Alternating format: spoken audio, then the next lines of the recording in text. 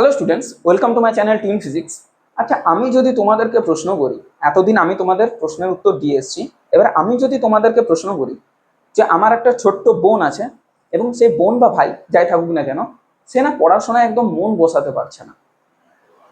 তোমরা দেখো না, প্রত্যেকজন উপদেশকারী হিসেবে এখনই কমেন্ট সেকশন খুলে পড়ে কমেন্ট করতে শুরু করবে যে স্যার তাহলে আপনার বোনকে বা ভাইকে এটা করাতে বলুন, ফোন থেকে দূরত্ব বজায় রাখুন, নিজে যেটা চাই সেটা যেন করতে পারে সেই দিকে মনস্থির করুন, একটু ফোন থেকে বাইরে গিয়ে পরে সামাজিকতার যেসব বিষয়গুলো হয়, ফুটবল খেলা, এই খেলা ওই খেলা, সামাজিকতার বিষয়গুলো করান।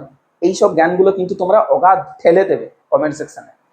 কিন্তু সেই একই প্রশ্ন যদি আমি তোমাদের করি যে পড়াশোনা করছো না কেন, সেই একই উত্তর কিন্তু তোমরা দিতে পারবে না, বিকজ এখানে পার্সেন্টটা তুমি নিজে।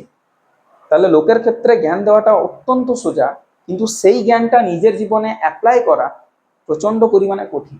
তাই একটা জিনিসই বলবো, নিজের থেকে নিজেকে বেরিয়ে এনে নিজেকে একটা পর মানুষ বিবেচনা করে নিজের জীবনটাকে তৈরি করো, কারণ এটাই সময়।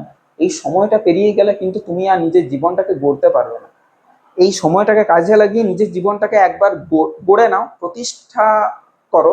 তারপর দেখবে যে তুমি জীবনে সমস্ত কিছু পেতে থাকবে ধীরে ধীরে ধীরে ধীরে, এবং প্রত্যেকটা জিনিস তোমার হাতের বাইরে যাবে না, সমস্ত কিছু তোমার এরিয়ার মধ্যে আসবে। আর তোমার মনে হবে যে এই জিনিসটা করা সম্ভব, ওই জিনিসটা করা সম্ভব, ওই জিনিসটা করা সম্ভব, এবং তোমার আত্মবিশ্বাস প্রচন্ড পরিমাণে কিন্তু বৃদ্ধি পাবে।